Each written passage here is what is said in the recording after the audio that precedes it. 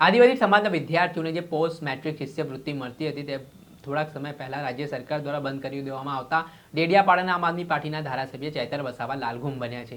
સાથે જ આગામી દિવસોમાં જે આદિજાતિ વિકાસ કમિશનર કચેરીઓ જુદા જુદા જિલ્લાઓમાં આવેલી છે ત્યાં તાળાબંધીના પણ કોલની વાત કરવામાં આવી રહી છે। ત્યારે આ મામલે ચૈતર વસાવાએ પત્રકાર પરિષદ દરમિયાન શું વાત કહી છે, વિગતે વાત કરીએ। નમસ્કાર દર્શક મિત્રો, સ્કાયનેટ મીડિયામાં આપનું સ્વાગત છે। હું છું ફૈઝાન। વાત કરીએ તો આજથી થોડાક દિવસ પહેલા આદિવાસી સમાજને જે મેનેજમેન્ટ કોટા અંતર્ગત રાજ્ય સરકાર અને કેન્દ્ર સરકાર દ્વારા પોસ્ટ મેટ્રિક શિષ્યવૃત્તિ મળતી હતી તેમાં થોડાક સમય પહેલા રાજ્ય સરકાર દ્વારા એક પરિપત્ર કરવામાં આવે છે ને જે આદિવાસી સમાજના વિદ્યાર્થીઓને મળતી પોસ્ટ મેટ્રિક શિષ્યવૃત્તિ છે તે બંધ કરવાનો નિર્ણય લેવાય છે। આ ઘટનાને લઈને આદિવાસી સમાજના વિદ્યાર્થીઓમાં ભારે રોષ ભભૂકી ઉઠ્યો છે ને જે રીતે આજના દિવસોમાં શિક્ષણ દિવસે ને દિવસે મોંઘું બનતું જઈ રહ્યું છે ને તે વચ્ચે આ પ્રકારના નિર્ણયના કારણે 60,000 વિદ્યાર્થીઓને અસર પહોંચી શકે છે શિક્ષણ મામલે। તે બાબતની રજૂઆતને લઈને થોડાક દિવસ પહેલા આમ આદમી પાર્ટીના ડેડિયાપાડાના ધારાસભ્ય ચૈતર વસાવા, વિદ્યાર્થી નેતા યુવરાજસિંહ જાડેજા છે તે ગાંધીનગર ખાતે આવેલી આદિજાતિ વિકાસ કમિશનર કચેરી આ મામલે કમિશનરને મળવા પહોંચ્યા હતા અને આ ઘટનામાં ફરી આ જે યોજના મળતી હોય છે આદિવાસી વિદ્યાર્થીઓને તેને પૂર્વવત ચાલુ કરાવવા માટે માંગ કરી હતી। ત્યારે 10 દિવસનો સમય છે તે બંને નેતાઓ દ્વારા આપવામાં આવ્યો હતો અને ત્યારબાદ વધુ એકવાર ધારાસભ્ય ચૈતર વસાવાએ પત્રકાર પરિષદ યોજીને આગામી સમયમાં તે શું કરવા જઈ રહ્યા છે તેને લઈને પણ માહિતી આપી છે।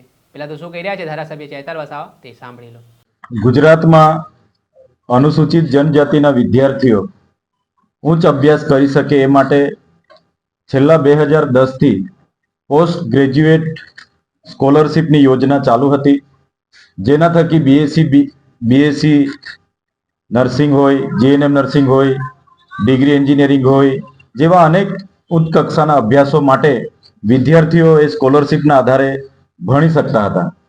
પણ આ ગુજરાતની ભાજપની સરકારે આદિવાસી વિરુદ્ધની એમની માનસિકતા એમણે છતી કરી છે। 28/10/2024 રોજ એમના આદિજાતિ વિકાસ વિભાગે એક પરિપત્ર પાડીને આ સ્કોલરશિપની યોજનાઓ બંધ કરવામાં આવી છે। જે પણ વિદ્યાર્થીઓ મેનેજમેન્ટ કોટામાં એડમિશનો લીધા છે તમામ વિદ્યાર્થીઓ માટે આ સ્કીમ બંધ કરવાથી જે પણ ફ્રીશીપ કાર્ડો મદદનીશ કમિશનર આદિજાતિ વિકાસ વિભાગ દ્વારા આ વિદ્યાર્થીઓને આપવામાં આવ્યા છે, મેનેજમેન્ટ કોટામાં અભ્યાસ કરનારા વિદ્યાર્થીઓ માટે એ ફ્રીશીપ કાર્ડ હવે ચાલતા નથી।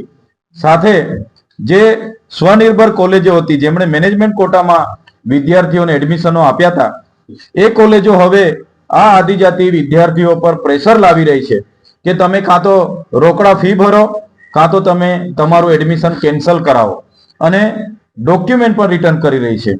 તો આની અસર ગુજરાતમાં 50,000 થી 60,000 વિદ્યાર્થીઓને થઈ છે। અગાઉ દિન 15 પહેલા અમે બિરસા મુંડા ભવનનો ઘેરાવો કર્યો હતો અને 15 દિવસનું અલ્ટિમેટમ આપ્યું હતું।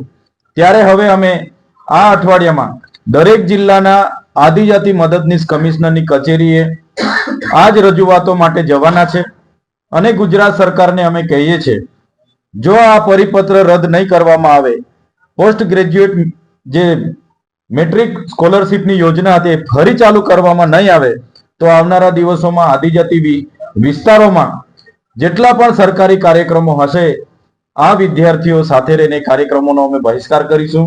આદિજાતિ વિસ્તારોમાં મદદનીશ આદિજાતિ કમિશનરની જે કચેરીઓ છે એને પણ આવનારા દિવસોમાં અમે તાળાબંધી કરીશું।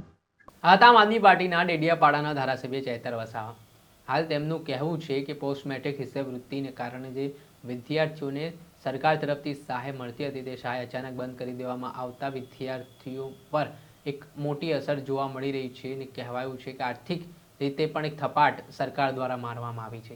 ત્યારે મામલામાં તેમણે કહ્યું છે કે જો અમે 10 દિવસનો સમય છે તે સરકારને આપ્યો હતો પણ સરકારે આજ દિન સુધી તે માંગણી સ્વીકાર કરી નથી। તેને લઈને હવે તેઓ આગામી સમયમાં જુદા જુદા જિલ્લાઓમાં જે આદિજાતિ વિકાસ કમિશનર કચેરીઓ છે ત્યાં તાળાબંધી કરશે અને જે ગાંધીનગર ખાતે મુખ્ય કચેરી બિરસા મુંડા ભવન ખાતે આવેલી છે ત્યાં પણ તાળાબંધીનો કોલ આપવામાં આવ્યો છે। ત્યારે જોવાનું રહ્યું કે આગામી સમયમાં કયા પ્રકારના કાર્યક્રમો છે તે થાય છે। દર્શક મિત્રો, સ્કાયનેટ મીડિયાને આપ લાઇક કરી લો, સબસ્ક્રાઇબ કરી લો અને શેર કરીને તમે પણ સ્કાયનેટ મીડિયાનો